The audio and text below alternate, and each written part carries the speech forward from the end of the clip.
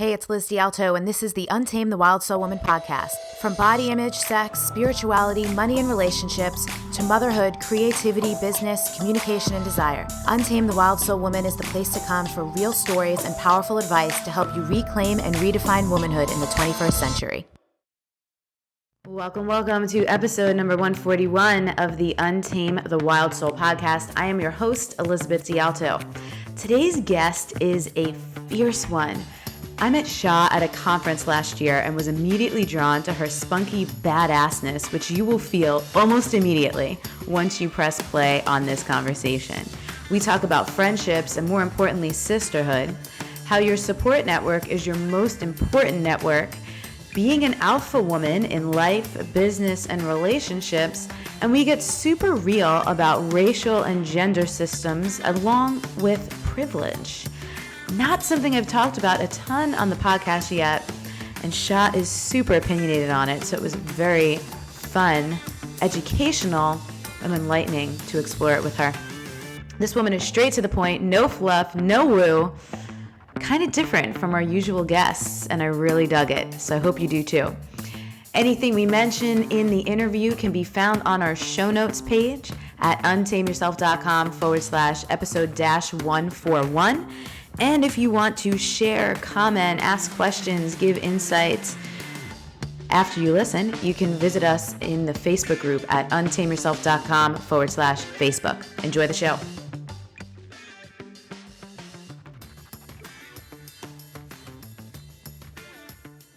I'm here with Shaa Wasmund, and I already gave Shaa an intro that you guys already listened to, but I really love, you always kind of are drawn to people that are similar to you. When I first met Shaa, it was about a year ago. We were at a conference. Yeah. I was like, that spunky little spitfire. She doesn't take shit from anyone. I like her. Yep, damn right. That's the attitude to life, right? Totally. So thank you so much for being with us. The first question I ask everyone is, what do you love about being a woman? Oh God, what do I love about being a woman? Pretty much everything. I've been running my own businesses since eternity, the whole time. And some people find that it's somehow more difficult, more challenging being a woman in business. I've always found the opposite. I found that because you're usually, it depends on what industry you're in, but in my industry, I'm usually the only female. So you stand out more than the guys. People remember you more. Plus, having a name like Shaa Wasmund, it's like, you're pretty easy to find across social media and everywhere else. So it's a double-edged sword, right? So you've got to think to yourself, well, they're going to remember me, so I want to make sure they remember me for the right things. So I've always found that actually being a woman in business is easier for me. I've never, and I know this is a big statement, but I have never knowingly ever felt that being a woman in business has held me back ever. Like, I cannot think of a single situation where I thought I've been treated differently or negatively or held back or anything because I was a woman.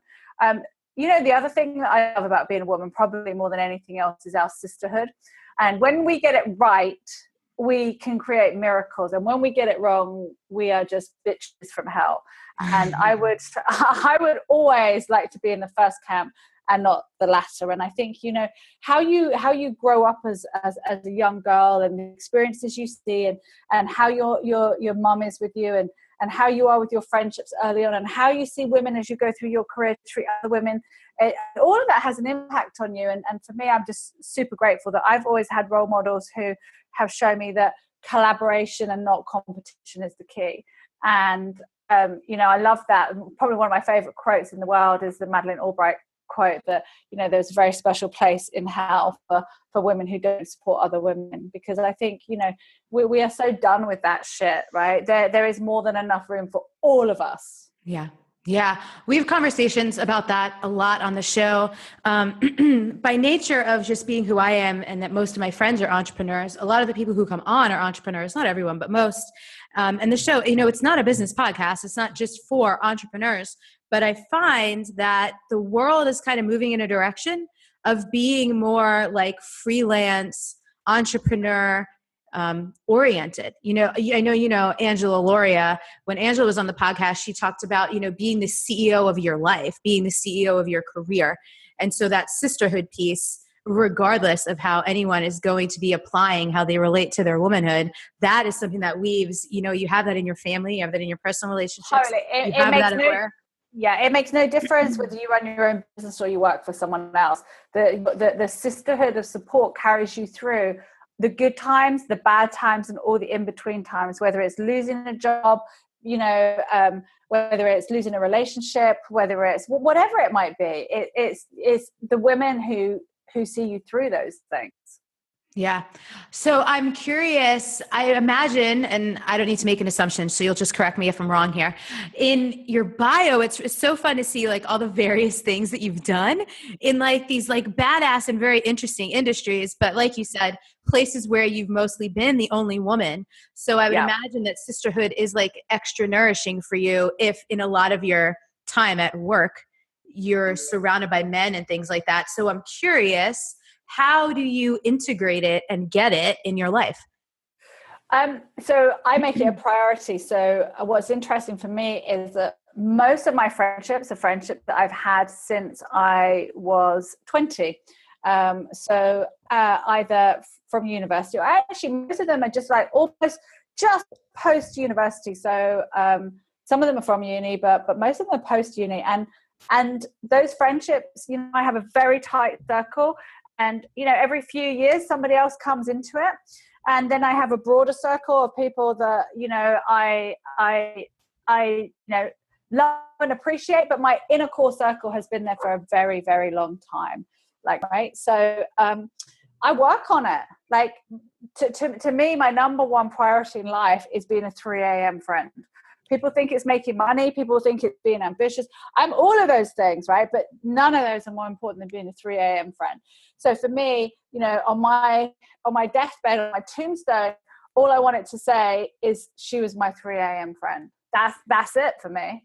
And just in case anyone can't read between the lines on what you mean by 3 a.m. friend, can you explain it? Totally. So I'm the person that you call when you are stuck somewhere at 3 a.m. and you don't know how to get home. I'm the person that you call when the shit hits the fan and you don't know how to get out of a situation. I'm the person that you can always rely on no matter how bad things get.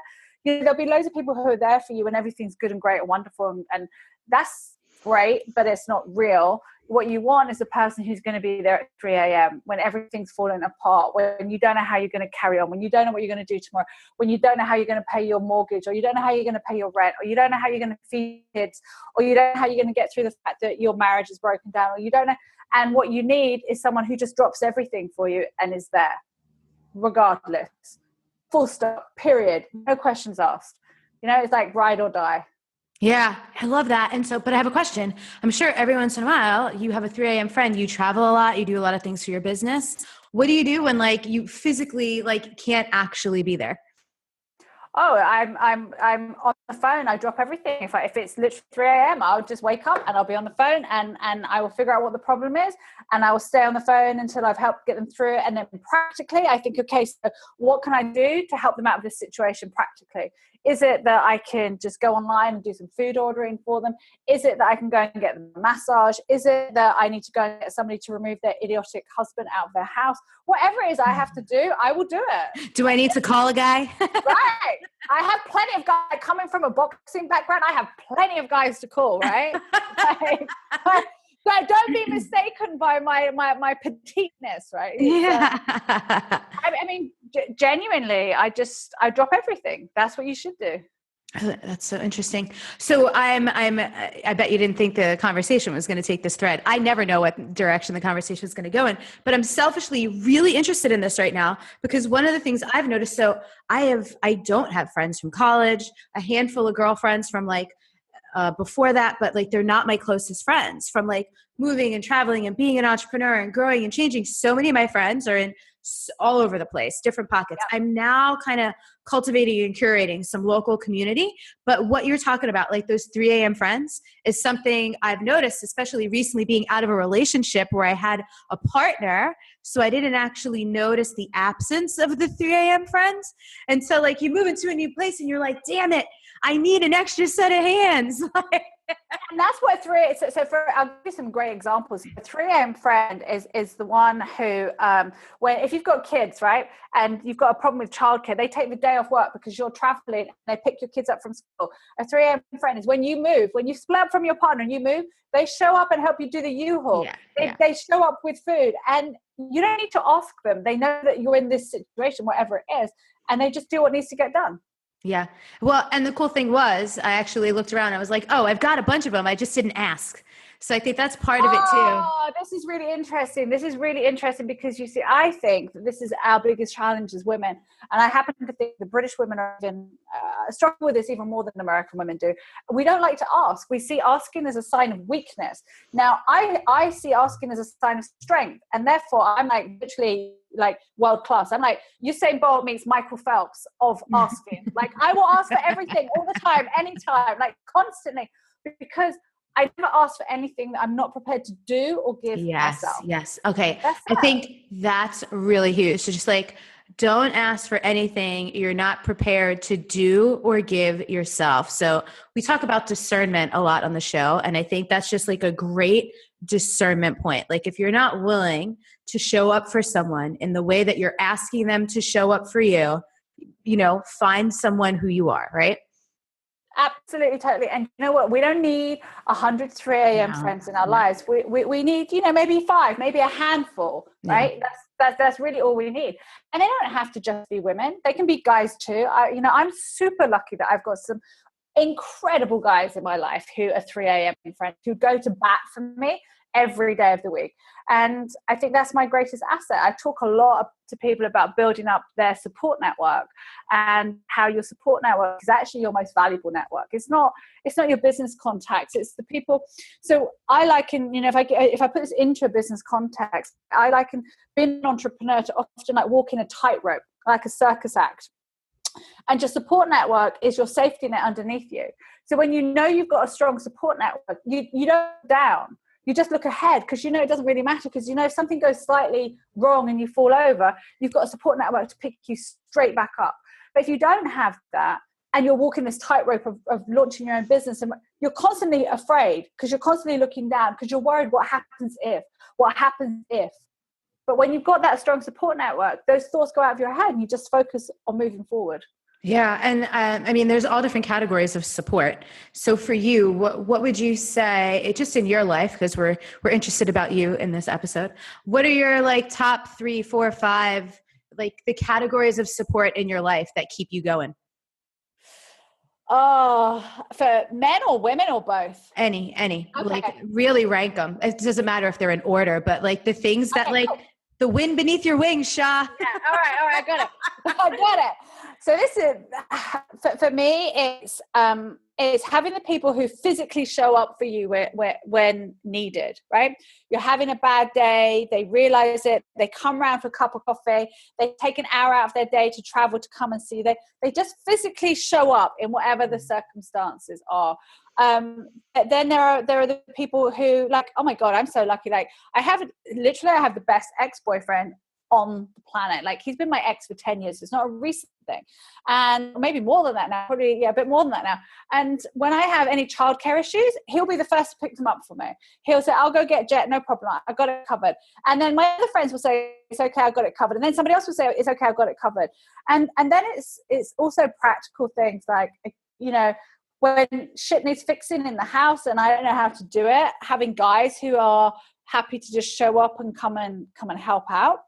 And then, I've had situations in the kind of the speaking industry that I operate in where let's say that guys don't really like having women around sometimes, right? They feel threatened, which I think is kind of crazy. And last year there was an incident where one of these guys was trying to bully me without kind of realizing who he was dealing with. And it took about 24 hours before all my male friends were like so on the case. I felt sorry for the guy because it was like, wow, like, they all said, you see, your problem, Shaa, is now my problem. And then at that point I realized it's no longer my problem, it's his problem because I don't want to be dealing with these guys, but now you have to. And so sometimes it's that physical presence of showing up for you, but also, you know what, Liz, oftentimes it's just being there to listen to you and to encourage you and remind you of who you are. When we all have down periods, right? in business and in our personal lives. And often when we have one area of our life massively like working, the other area of our life doesn't seem to be working, right? Yeah. This has certainly been the case for me. You know, from a business perspective, we have absolutely killed it the last 2 years. But I don't know how much you know about my personal life, but 6 years ago, my son's dad passed away. And so I became a widow at a really early age. And it's taken me such a long time to move through that, to get to a place where I even wanted to meet someone else. And then, well, you know what it's like, right? Guys get intimidated by strong women. Or let me rephrase that. Some guys get intimidated by strong women. And I struggle with that concept because I'd never experienced that previously. Like, you know, all my long-term relationships. But then I've had relationships with super alpha males, like the extreme alpha male. You know, like I dated a world champion boxer for 5 years. So you don't get much more alpha. So he just looked at me and was just like, why would I be intimidated by you? You do what you do, I do what I do. But it's interesting, the dynamics usually are trying to find that balance in success in all areas of our life. I think it's possible. I don't want to buy into the fallacy you can't have everything, because I think that's bullshit. I think we can have everything, but we have to prioritize what's really important to us. Yeah. Oh my God. I love this. You just presented so many things that we can unpack and explore here. So first of all, this question that like you implied that we see a lot of like strong women, I see it in two different categories actually. There's like the strong, successful woman, but then there's also the like super conscious spiritual woman, like the goddess movement. And I'm not knocking it, but I'm just saying in both cases, you have a woman who's in some way really solid and grounded into who she is, whether it's in her career or whether it's in her belief systems and what she stands for. Sure, there's many who are both and some who like there's other topics. But the fact is, if you're strong in the sense of like your sense of self, yeah, I find that that's what's more intimidating across the board to men who are not. Because and again, this is just like my own finding, whether it's that I freaking love this topic because it's so fun. Oh my God. And also I'm so opinionated about it. Like, yeah, I cannot cope with people full stop who sit on the fence. And I can cope even less with a guy who sits on the fence, who doesn't have opinions about anything and who isn't prepared to stand up for something that if you don't believe in something enough to stand up for it, then you're wasting my frigging space. Like, dude, get out of my face. Like, I'm not interested, because to me, you have no depth, right? People talk about depth and they talk about authenticity. It's like it's just this buzzword that's being banded around in order to win more social media followings and fans. And like, shit, like, do you actually understand what this really means? I mean, yeah. You know, it's interesting. Like, there was what's your book called? It's like stop talking, start doing, right? Right. Totally.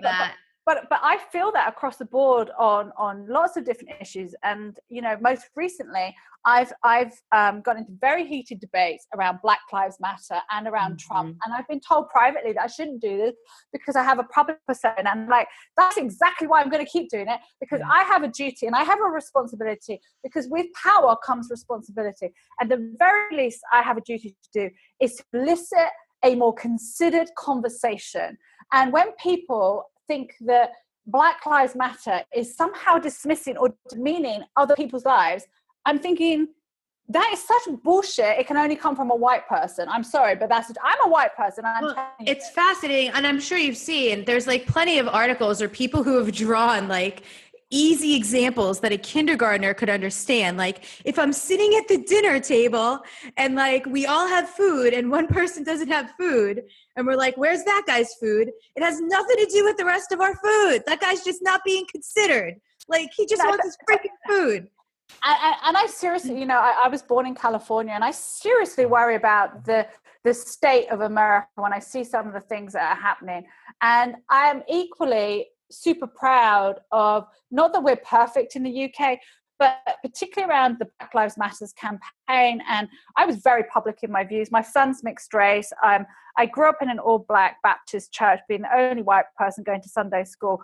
I've had a very different upbringing to what most people would assume if they didn't know me.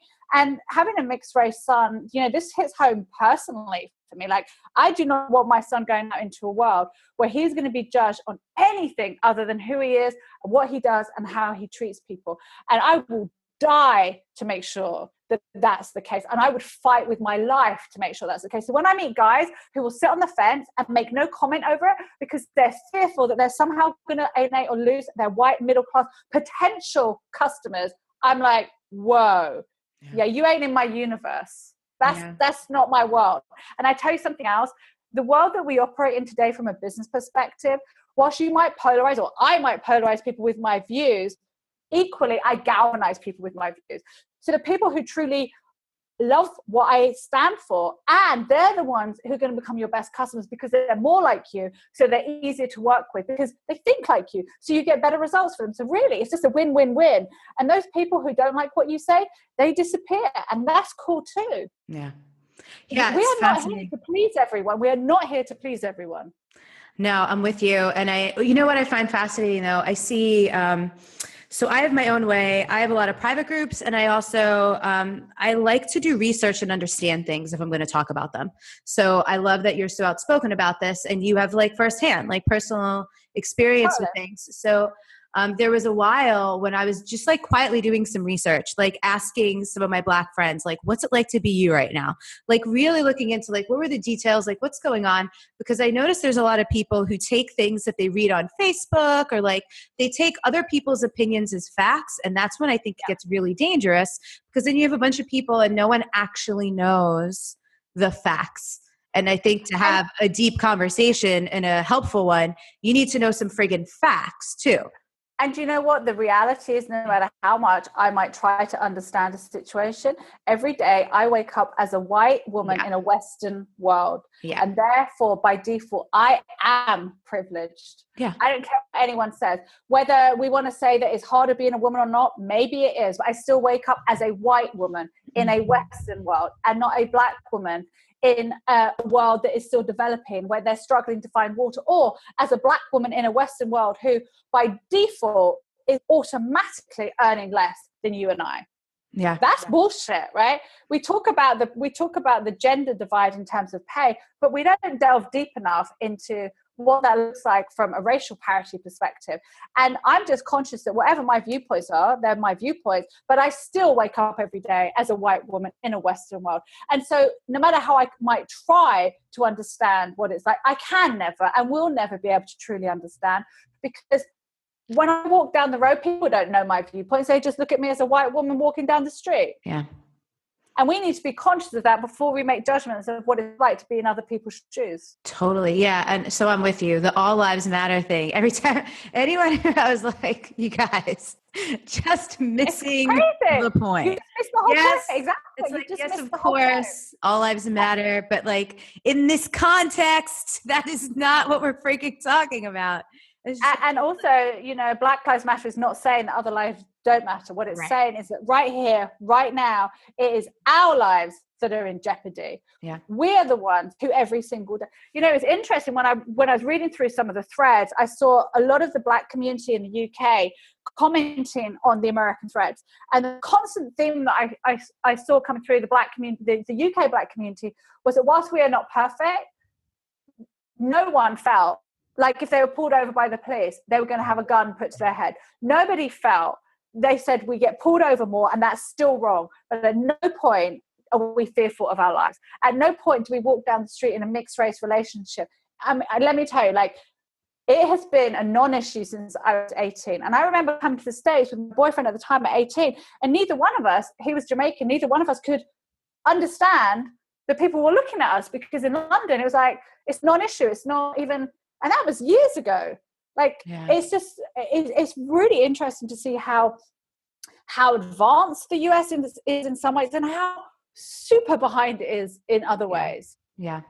Yeah. I think we're like killing it in technology, but in terms of like being human, there's a lot under that umbrella to be desired.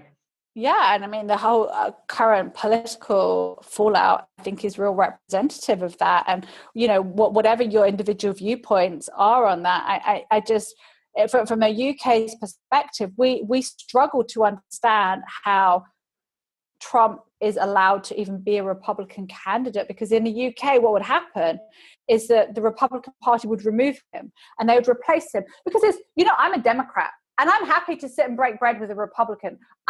But not with one who votes for Trump, because there's a very big difference in my world, right?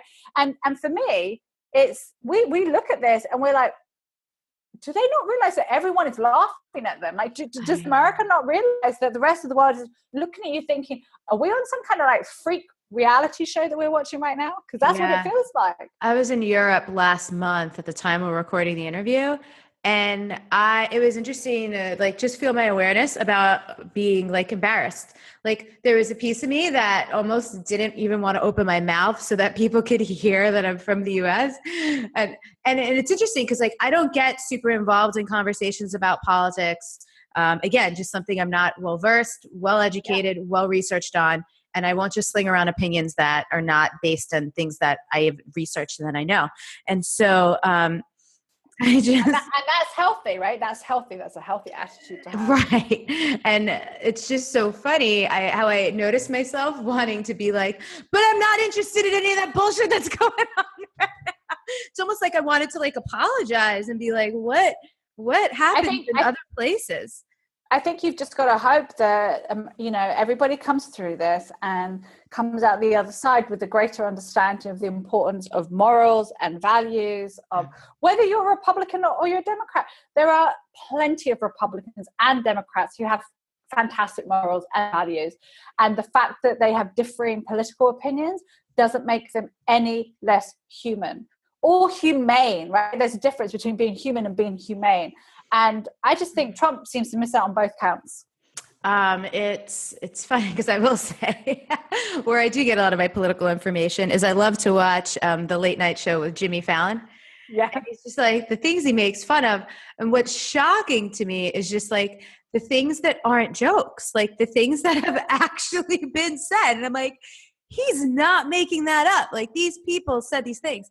But I think both things actually that you mentioned, Black Lives Matter and this whole fascinating thing that's happening with this election are indicating the same thing, that there's a lot of systems in place that are super outdated, that are just, and what's cool is we're reaching a place as a culture, I think internationally and within the US as well, where the systems have to come crumbling down.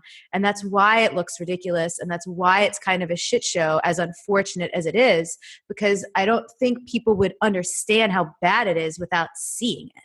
And so now people are seeing it. Yeah, and I think that does have a lot, being a strong woman. You look at Hillary and how she's been, regardless of your politics, how she's been demonized for not looking a particular way, and how she's been demonized for, not being feminine enough. And I just don't buy into that. Like, I'll be honest, I'm not the most spiritual people in the woo-woo sense. I am spiritual, but I also believe that it's not about tapping into my divine femininity. It's about being me. And some days I need to call on my masculinity to fix a situation. And some days, you know what, maybe other people look and say, that's like me, am I more feminine? But for me, it shouldn't be about that. It should be about being happy with who you are all the time. However you show up, as long as you show up in the right way for yourself and the right way for others, it doesn't, it shouldn't matter whether, it shouldn't have a label on it. I kind of am really sick of all the labels that women get given. Yeah. I will say though, I think I was thinking about this again, related to the Jimmy Fallon show. I think this is one of the first times probably in history that the way a man looks is actually talked about, simply because Donald Trump is orange and has that hair. It's like, it's not even about being a man. Like he just can't escape. So no. I literally think though that this is the first time ever that anyone's ever said anything about the way a man looks. Yeah. So I heard this interesting. I'd love to see, just share this with you and see what you think. Someone did, I forget who this was or where I heard this or read it. And again, it's a more opinion oriented than fact, but it's still really interesting. in terms of like Hillary, even when you look at her, and I know, however it is that people are talking about her, but in a lot of ways, she does kind of present as like a masculine looking woman. And I don't know if it was an argument or a theory or whatever that I heard was like, she's kind of like a transition. It was almost like, a comment on our culture, like not being exactly ready. Like if she actually was like quite beautiful or stunning or gave a softer impression and was more like in a powerful feminine position, I don't know that she would have even made it. Well, it's interesting because when you look at the only female prime minister we've had, other than the one who's currently in, but she was never really voted in, Margaret Thatcher, who was our first female prime minister, was, I mean, geez, man, she would probably scare most men. Like she was more alpha than an alpha male. Like she was as alpha as they come. And so, yeah, I find that whole debate around that fascinating, and how it relates to us as strong women and our relationships with men, both in general, but also in an intimate relationship, and how that is all transitioning, and how, some people make judgments over a strong woman that somehow equates to her being some kind of bitch. And that's just such bullshit. Like, I'm as fierce as they come. Like I will go to bat in a heartbeat for someone, and I'm pretty much fearless of anything, but I am about as far removed from being a bitch as is possible. And I just think that we need to move through this labeling of women and accept women come in all shapes and sizes. We've accepted that from a body perspective, right? Maybe we've accepted it and we've embraced it, although we haven't truly got to the point where it's actually real. But in theory, we've embraced it. I think it's the same exact thing around the racism thing, right? Yeah, totally. Same exact thing in theory, but a lot of people still haven't actually, it's not a felt, real, genuine experience in their life and in their heart. But now we need to take that issue that we've had around women's bodies and trying to make them fit into certain boxes in order for them to be acceptable. And now we need to translate that into the rest of us, our personalities, our styles, our way of being, just because I'm successful, why should that emasculate a guy? Like, at what point did any guy who was successful worry that his success was going to make his girlfriend or wife feel intimidated? At no point ever did that ever happen. Yeah. So why should it happen with us? Why should it be our responsibility to be concerned that somehow our success diminishes? Because that's bullshit. Unless you as an individual female are using that to your advantage to make a guy feel shit, in which case, you deserve what you get. I'm sorry, but that kind of bullshit power plays is just, it's just not helpful for anyone, because what happens is then it makes people think that successful, powerful women all look and behave like X, Y, or Z that they tell themselves, which is just not true. We're just regular women who maybe happen to, have ticked off a few more of our boxes and things we wanted to achieve. Yeah. And it's another piece of this that this opens up is something I read just recently. A friend of mine, Justine Musk, who's been on the podcast. I don't know if you know Justine. She's awesome. Yeah. Beautiful writer, super badass.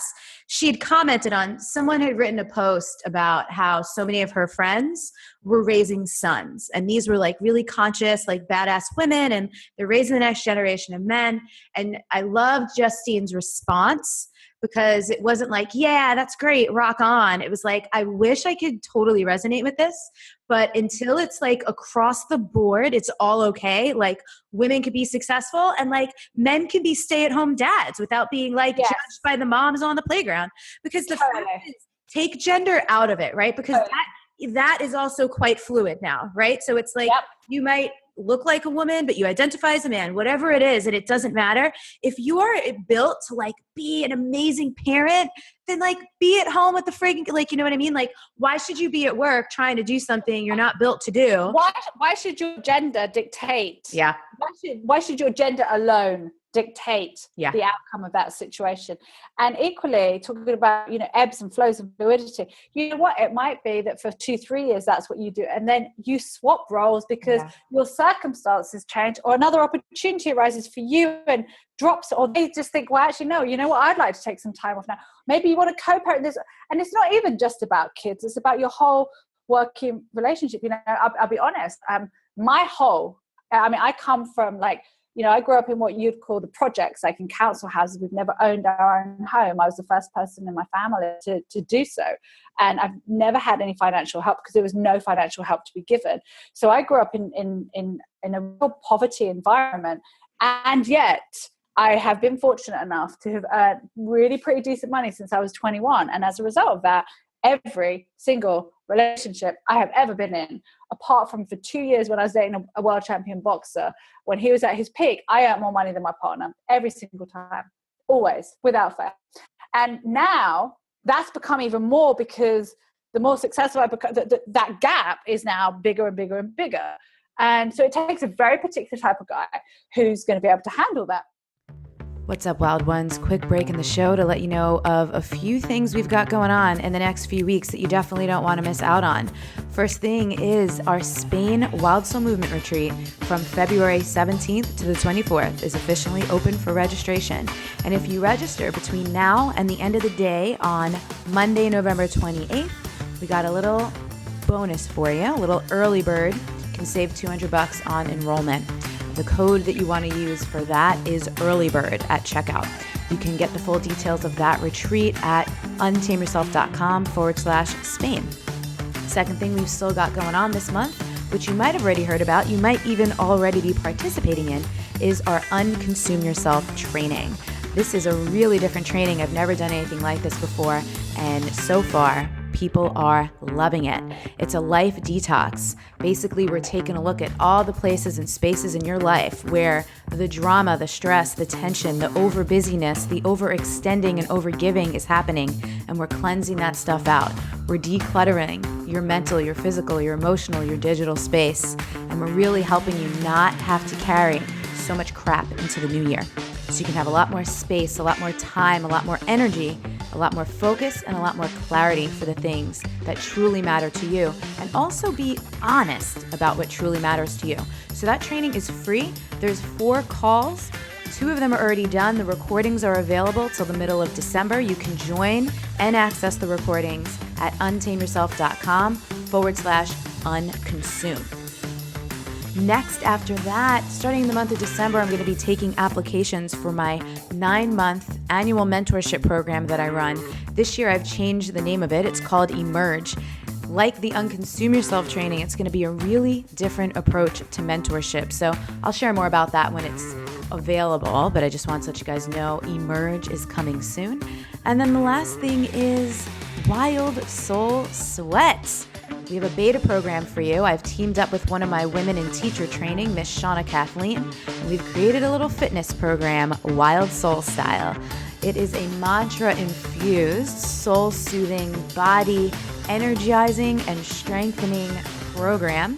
There's 4 videos to help you feel powerful, alive, strong, and free in your body while you work out and still get all the health benefits. We are opening registration for that beta group only between this Friday, November 25th, and Monday, November 28th. So if you're interested in that, keep an eye out. The link for that will be untameyourself.com/sweat. That link will not work until Friday, November 25th. So if it's not the 25th or the 28th and you go there, it's not going to work. So check it between those dates. If not, you'll get redirected to a wait list, I think. But super, super excited for that. I'll let you get back to the show. Hope to see you in any of those things, and let's go.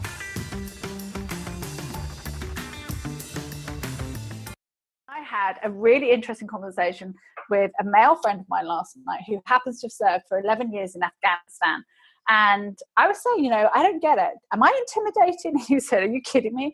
He said, you're the least intimidating person I know. He said, here's the thing. He said, what happens with most guys is they look at you and you earn more money than them. So straight away they're intimidated because they think that they can't they've got all these ideas in their heads that they want to take you away, so they're going to have to take you here, when the reality is you'd be just as happy in a tent because that's who you are. But then what happens is, if you were just that type of corporate woman who earns more money and that's the end of it, that is more copable. He said, but here's the thing. You earn more money, and then you two are walking down the street and you see a fight break out. I guarantee you are going to be the first one in there trying to break it up, not them. Because you're more badass than they are. Your tendencies to protect people are greater than most men's. So now they feel emasculated on all levels, because you will show up in a way that has traditionally been a male way to show up. But because men are no longer showing up in that way, women are taking on that role. And because of how I've grown up and because of all kinds of personal circumstances, that's my natural default position. My natural default position is to go and fight, to fight for everyone who I see around me is suffering. And that creates its own challenges, because then you limit your potential. Like, the guys that you're going to relate to are like, you know, maybe I just have to like specifically date Navy SEALs or something, like, yeah. I don't know, right?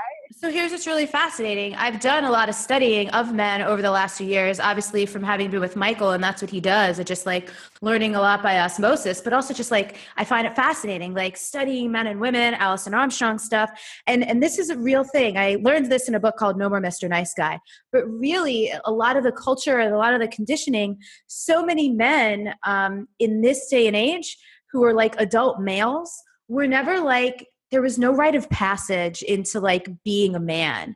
There was no like being raised with the men, being out in the field. So what's fascinating is, I heard you mention the two men that told you that you're not intimidating, a world-class boxer and a guy that served in Afghanistan for a decade or longer.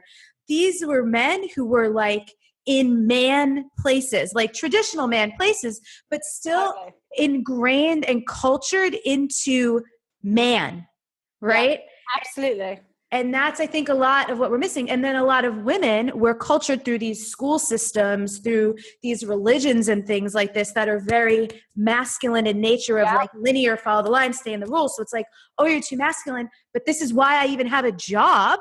It's like, because a woman is not just a lovelier version of a man. Like, I was not taught how to like be a woman, but I had all the male linear, get shit done, do this, follow the rules, achieve, accomplish, ingrained, you know? So I think in a lot of ways, no one taught us how to be the thing. And then again, to come back to not leave people out, the fluidity thing, there's like all these other ways to be it out too. But I think the larger thing is how we're still not in a culture. We think we're so advanced. I think we think we're more advanced and accepting and open-minded than we actually are. All right. And here's the thing. The more out there you are as a female, the harder it is, because I've boiled this down now. I have now gone through such thought process on this. This is going to sound completely crazy, but it makes so much sense. I have now realized that I have one single criteria, right?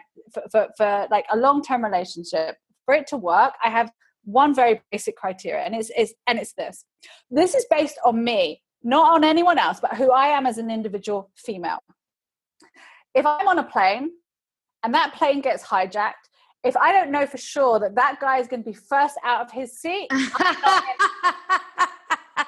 I'm not in it. Like, it's got nothing to do with money, because I can cover that all off, right? I know, but seriously, this is it. This is my barometer. Well, I just love, like, you were very clear about, this is, you know, my thing, because it's like you travel all the time. Like, you obviously have plenty of time to think about this. That's awesome. I have. And I've thought, you know what? Usually the average number of terrorists on a plane is 5. The average number of passengers is around like 280, 300, depending on the plane. So logically, there is no possible way that a plane can ever really get hijacked, because if all those people did something, then they would overpower them, right? And I can tell you, on my son's life, even if he was sat next to me on the plane, I would be the first out of my seat, because I want to if I'm going to die, I'm going to die for something. I'm not going to sit in my seat and die. So if I'm with a guy who's waiting until that terrorist is at your seat, are you freaking kidding me? Like, you want to try to negotiate your way out of this? That ain't going to work, because by the time you're doing that, I'm going to be dead, because I'm going to be out of my seat. You don't have to get up before me, but you better damn well get up with me. So if there's any Navy SEALs who are listening to this right now, give them my number. Shaa.com, SHAA.com. I love that, and here's what I love when people are opinionated. I think opinions are going out of style. People are so afraid to offend people and take a stance. I appreciate that so much. You said something else that I wanted to come back to. Oh, it was still around the being intimidated thing. I've gotten that my whole life. And I'm like you, like I'm a small person. Oh, this is what I was going to say, actually. I remember, and this is like, I'd been with Michael for like 2 years when he told me finally that, and I don't think he was keeping it from me on purpose, but like that a lot of his guy friends had made comments like, I don't know how you do it, bro. But like obviously regarding to me or like being with like a wilder and untamed woman. But what's so fascinating is these aren't dudes who like had really spent any time with me or know anything about me or had any real like experience of me other than like maybe here and there at a party, a conversation or something. Or maybe what they just made up what I write on Facebook or like their own. Yeah. And I'm like, interpretation. It's not even what you write. It's their interpretations of what you write. Yeah, totally. Right? And it's really fascinating. So I'm still pretty fresh out of my relationship, but I'm actually enjoying this space of like post-relationship, like, all right, let me make sure I understand everything that happens so I get the lessons so I don't repeat this shit. It was a great relationship, lots of learning, but there's always things where you're like, okay, just making the notes to self. But I'm like, I think when it comes to, I don't know what my one thing is yet. I don't know if I'm on the terrorist on a plane camp, but it probably something around like fully supporting me and not shutting down. Like I could literally be my full self in whatever way that is.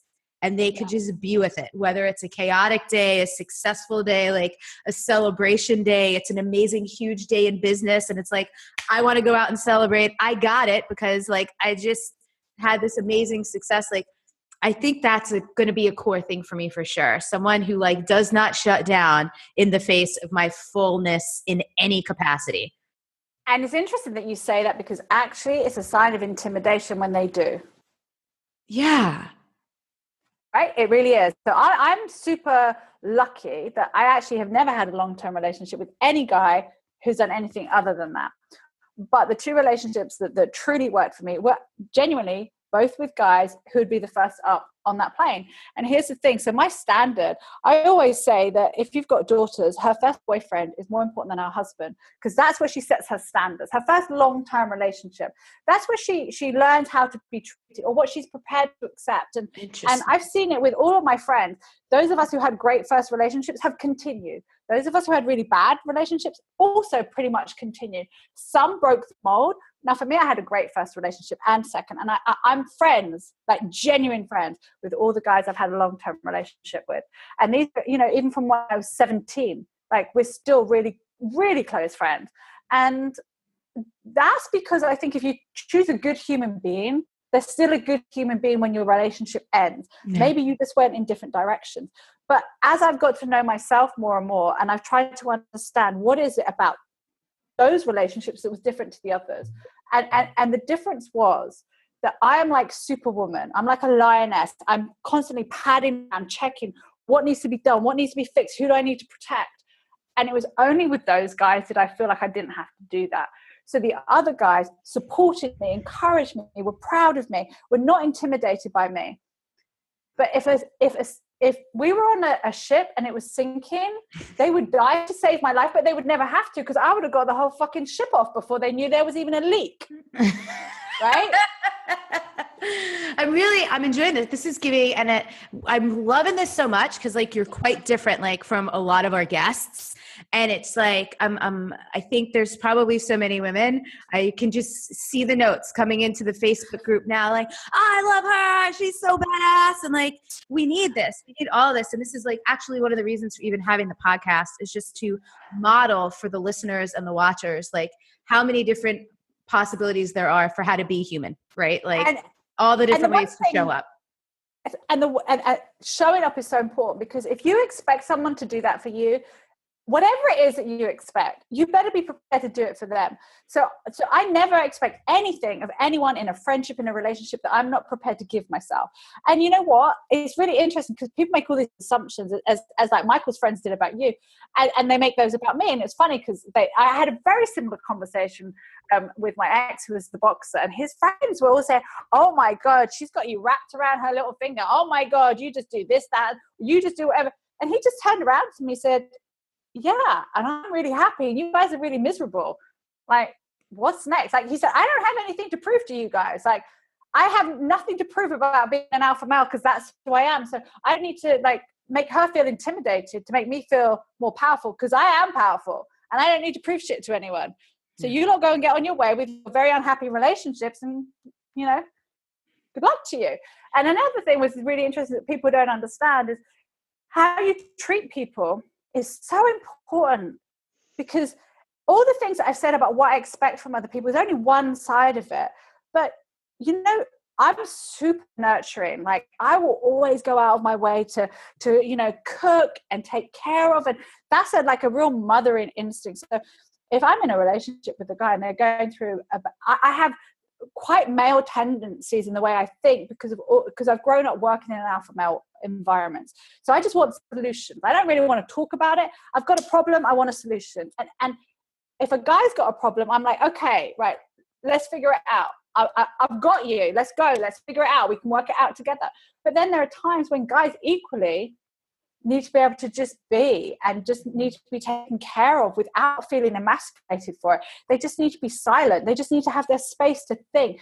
And as a woman, too many women interpret that as a reflection on them, that there's something wrong with them, that a guy needs to go and be by himself. But there is nothing wrong with you, and there is nothing wrong with me. They just need some space. It's not a reflection on you. And when you have that deep rooted inner confidence in yourself, you don't need to project that on other people. I'm good. Whether I'm with you or I'm not with you, I'm still good. I'm still the same person. Yeah. I didn't somehow demean myself or somehow diminish myself because this relationship didn't work. Yeah, totally. Yeah, that's actually been really funny since Michael and I and this is such a weird thing. We were talking about technology earlier, like that I have a business the way I do, and to even feel like I need to write a post to let people know that our relationship is no longer a thing. But so we did, and I've gotten messages from people like, "How are you doing? Are you okay?" And it was so interesting, how people assume that you're just must be crumbled. But it's lovely too. It's lovely that people are concerned, but also really interesting because I didn't share a lot of the behind the scenes. I'm not someone who needs to process things out loud on Facebook, but it was pretty well processed before we let people know. So it's at the point at which we let you know, we actually had worked through a lot of the stuff. But so it's just interesting though, how people assume that you are broken or something, and of course there's sad or weird days and stuff. You come out of a 3-year relationship, that's going to happen. That's human, right? But it's totally human. So interesting. And the other thing that people make an assumption about is that one of you must have done something quote unquote wrong, right? One of you must have done something wrong. And that's not the case, right? I mean, it doesn't have to be the case. Sometimes it is the case. But sometimes you just go your separate ways and it just doesn't work out for whatever reason. But as I say, you know what? If you choose a good human being to start with, there's still a good human being at the end of it. Maybe your dynamics together just didn't work. Maybe the mix of ingredients just didn't work. Maybe they worked at the beginning, they didn't work towards the end because you grew in different directions. There's all kinds of ways and paths relationships can go, and friendships. It's the same with friendships. And again, I say the same thing about friendships. I won't have friendships with people who are 3 a.m. friends. That's my choice. Because life is short, time is precious. I'm only interested in digging deep. I don't do superficial. I don't do shallow. If it's I'm all in or I'm out. It's literally that simple with me. Yeah. Yeah. And regardless, there are people who are listening who might agree with that, who might not agree with that. The bottom line is there's literally no right or wrong. Across the board, there's just what's right for you. What's right for you, totally. What's right for you, what makes you happy, and being true to that as well.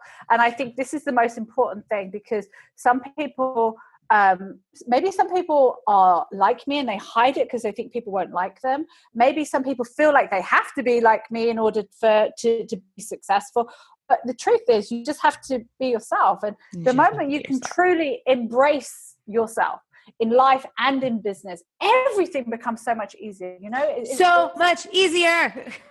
Really, it's like night and day. It's like the difference between watching the black and white movie and watching the color is that everything changes because you no longer have to think about how you show up. You just show up as you. Oh my God, it's so much easier. You don't have to have a good memory. You don't have to remember to like try to be congruent with that thing that you wrote on the internet that you don't actually do. Like you just or that you don't believe in, but you thought you should say because everybody else saying it, and maybe that's what you should think. And I always say this, I bet you get this too. Whenever I meet people in real life, they're like, oh my God, you're exactly like you are on the internet. And I'm like, the day people stop saying that to me, I shoot myself. Yeah, totally. And but unfortunately, we've all had the experience, and I know you have, where you meet someone and you're like, where's the guy that wrote all those blog posts or Facebook posts or like, what? Yeah, and I think that's unfortunate, but I also think that that's not tenable in the long term, right? You can't maintain that. Yeah. You see, the beauty of just being you every day is that you can maintain that till the day you die because it's just you. Yeah. And the truth is, you know, you and I may be slightly different people in 5 years' time and 10 years' time because we'll have grown in different directions. But internally, we're still the same person. The hues may have changed. We may have had little tweaks, but fundamentally, if we just continue to show up every day as ourselves, then we are more likely to attract people into our lives through business, through friendships, through relationships who are like us. And therefore, it makes it easier. And I just think whatever your views on anything is about being compassionate. And it's about being understanding and accepting that there is no right or wrong answer. It's not better to stay at home and look after your kids, and it's not better to go to work and have your kids in daycare. It's better to do what makes it work for you and your family. And the truth is, for some women, they would go crazy if they stayed home being stay-at-home moms the whole time. Other women go to work and wish for nothing more than to be able to stay at home, but they can't financially afford it. So whatever path us women choose to take, we should embrace it as our choice, as our chosen path, and we should support other women in their choice, even if their choices are diametrically opposed to our own. It is their choice. It's not my choice. It's their choice. And that has to be respected. Super. Because I think when people don't respect it, they're in a way really hoping to validate their own experience. But they're still seeing things in that sense of right and wrong, and not like that there's a spectrum of choices and none of them are better than any others. It's awesome. Shaa, I really love how passionate you are about everything. Super, super fun. Totally different vibe than a lot of our interviews. I think people are really going to dig this. Where I said your website earlier when we were pimping you out to Navy SEALs, but let's repeat it again. Shaa.com, SHAA.com. You also have, I joined it, but I don't go into Facebook groups and stuff really that much. You have a pretty cool Facebook community going too. What's it called? It's called The Freedom Collective. And if you just type in Shaa plus The Freedom Collective, it's like 4,000 entrepreneurs from all over the world, all helping each other, men, women, very mixed, super active, super engaged. And it's really interesting. I didn't realize how active it was because, again, I'm not really in that many other Facebook groups until I sat down with, do you know Todd Herman? Yeah, so I sat down with Todd and he was looking through it. He's going, dude, your Facebook group is insane. It's so active. I was like, is that not what everybody's groups are like? And I think we've just, because we haven't really, it's really been organic. It's grown organically. And, what I loved about what you said is, with me, what you see is what you get. Whether you meet me in person, you meet me on Facebook, you watch my Facebook lives. Tomorrow morning I get to wake up at 6 a.m. every Wednesday morning. I do a Facebook live at 6 a.m. on my business page. And that's fascinating because that's where I get, oh my God, this is exactly what you're like in person. I'm like, who else was I going to be? What did you think it was going to be? Yeah. But some people, who knows? I'm glad you are the way you are. Thank you so much. And is there anything else you want to share before we roll?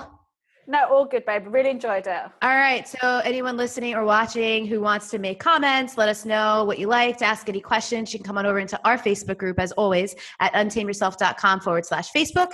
We gave you the link to the show notes in the beginning of the episode if you want to take a look for Shaa's book or any of the other links we mentioned. And that's it. Thank you so much. We'll see you later. Bye, babe. Bye. Bye. So if we look back on our lives, we know that the times where we were probably the most uncomfortable were the times where we grew the most, where we learned the most, where we found out more about ourselves than anything else. And so like my life at this point is just dedicated to like how much more can I put myself in those environments where I'm uncomfortable and I have no idea what's going on. So what I do every single time, and I would say the majority of my travel, I take my son on a lot of these trips, but the majority of the trips I take, especially if they're to like more dangerous countries or whatever, is like I like to go on my own. And the first thing I do, I get in there is I like get lost. I don't pull out a map and I just start walking around. And there's this like uncertainty that I'm fascinated by, like being lost and having no idea, not knowing a single person and kind of having to try to figure it out. Again, it's just the way I'm wired. I kind of like, I love that mystery of it. I love the exploring process. I really have an issue when things are the same and they are monotonous and they are routine. And I think there's something to be said for like, you know, finding beauty and monotony and all these kinds of things. But I'm just not a creature that wants to live this like Groundhog Day, the same thing over and over and over again. Like we have way too much to see. We have way too many opportunities and resources to be able to go out and make it happen. Why wouldn't I?